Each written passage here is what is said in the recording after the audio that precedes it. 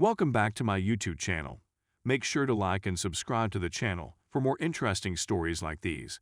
Now, let's get into today's story video. I, 28 male, think my girlfriend, 26 female of 4 years, is going to leave me for her dying ex-boyfriend and first love. Following their messages, I have not been the same person since. It happened that I was using her old iPad for work, and her Facebook account was still connected to it. I was ready to write her using my Messenger app, since I had left my phone at home, but I saw she had received messages from her ex-boyfriend and decided to back out. Let's call him Andre for the time being. Her and Andre had been together for 2 years at the time of writing. Their first love was each other, and she never told me what happened between them. While on a family trip in California with my parents, I happened to see her a year and a half after they separated. I didn't know much about him other than the fact that they were in a relationship throughout high school and college. When I first met her, we hit it off straight away. She showed me around Los Angeles and didn't seem to mind that I was residing in Australia. In order to move her to another country, we had to be in a long-distance relationship for a year until I had saved up enough money. Aside from that, it took me months to find a job in Los Angeles that would allow me to be financially secure when I first came in the city. We're still going strong 3 years after we first started. As a result, I reasoned. When I clicked on their chat, I saw the kiss and love emoticons right away and was intrigued. It was at that point that I realized what was going on. I won't go into details, but one message stood out to me. She said that she would be leaving me for a few months to care for him. In the early stages of cancer, he feels he will die. He has cancer and believes he will die. In one of his messages to her, he inquired as to whether she would be interested in paying him a visit at his residence. And I'm very certain she did, since they both remarked how much fun they had together and how good it was to meet up with one other again. My discovery of the truth took place a week ago this week. She had no clue that I was aware of this, or that I took her old iPad out of its box and read their messages for 2 days without her knowledge. She has absolutely no idea what she is talking about. Despite the fact that she feels everything is okay between us, I want to uncontrollably for a long time and do bodily harm to myself. I don't have any friends in Los Angeles. They've all gone home and are content with their own lives. I don't want to talk about it with anybody since it makes me feel sick to my stomach just thinking about it.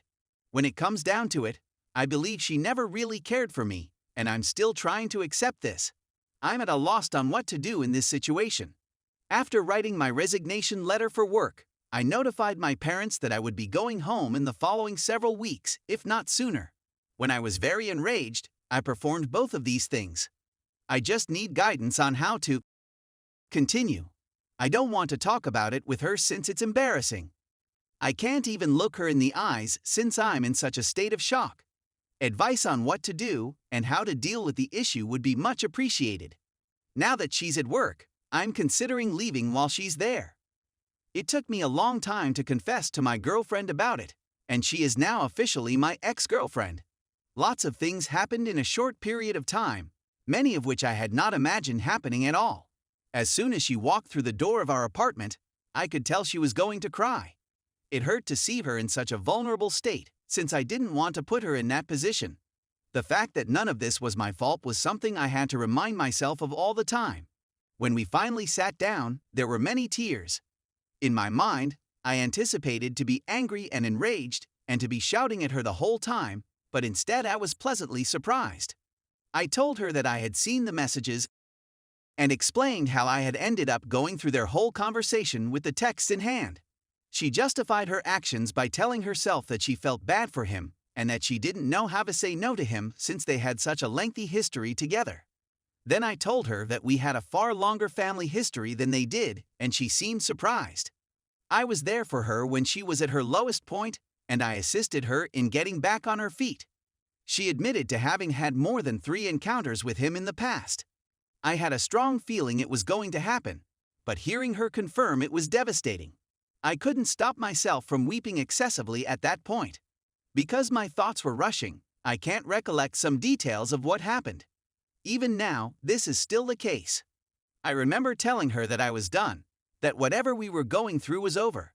The woman knelt in front of me and pleaded with me to forgive her. I don't think I'll ever be able to do so. People that deceive me anger me greatly. By that point, I'd finished packing around 1/3 of my possessions. I assume she is content with him if she can treat me like way. After I posted my first post, I received a message from a Redditor who gave me a place to stay. We were just about 15 minutes away from his place, which he picked me up and dropped me off at ours. Besides that, he'll aid me in selling a large number of my items that I won't be able to transport back home, as well as in assembling all of my possessions in my apartment. We both agreed that he would not be identified in this post. The fact that I shared myself with this group, rather than keeping it to myself, has made me happy. Please accept my thanks on behalf of everyone else who has given me a position. It's nearly 3 a.m. and I'm just as sad as I've always been, but I'm trying my best to get through it. I sent my resignation letter to my employer this morning. Everyone in my family is now aware of my predicament and has offered to provide a helping hand. I want to return to my hometown as soon as possible. Please get in touch with me if you happen to live in or near Chapel Hill, Australia. America, thank you for everything, but it's time to return home. Everyone, thank you very much for your aid. Edit. My tears have returned, not because I've been dumped, but because I've realized that there is a whole world out there that really cares about my well-being and happiness. I can't believe I ever contemplated self-harm as a means of escaping the misery I was experiencing. I am astounded and delighted to be a part of this community. In fact, Anthony and his wife, who happened to be the Redditor that helped me, have declared this to be the best thing that has ever happened to them. I may have lost a girlfriend and a potential marriage, but I gained a swarm of new acquaintances, some of whom will become lifelong companions. I'm feeling better overall, save from one little inconvenience. It's still strange that she's no longer there, but what can a man do? She came to a choice, and I came to a decision. The next morning, I awakened to messages from her family begging me not to rush things and that she's naive and makes mistakes just like the rest of us. Although it's a pity that I won't be able to see her family for a lengthy period of time, they were very lovely people. I thanked them and said that, although I believe in second chances and acknowledge that everyone makes mistakes, cheating is a choice made by jerks and is never a mistake in my opinion. At roughly 5 a.m., I received an email from X. The email was much too long and my eyes were aching from crying, so I deleted it soon after receiving it. I adore her, but I adore her much more. I'm well aware that it will take a long time for me to recover, but I guess I'll just have to wait. Final update. Hello, and welcome to everyone. I know I promised you that I'd provide you with an update as soon as I got to Australia. There has been a lot that has happened since my last post, and I honestly haven't thought about updating everyone to let them know that I'm okay and safe. I wasn't able to sell everything in a short amount of time, but I was able to distribute it to others who were in desperate need of assistance. That in and of itself made me feel a whole lot better about my current circumstances. The number of goods I couldn't afford to bring back home was staggering, including the television I bought for my ex, which she really enjoyed, the microwave, and my PlayStation 4. I'm now in Australia, and although things aren't going quite as planned, the situation I'm in is manageable for the time being. And to top it all off, my brother has been constantly assaulting me because of something foolish I said about a cancer patient when I was drinking.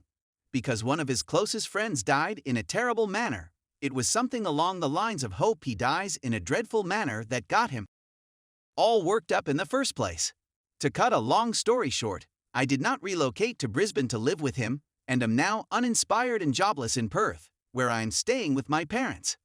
I'm completely despondent and resentful of my ex, but there's nothing I can do about it other than to let it go and let it be.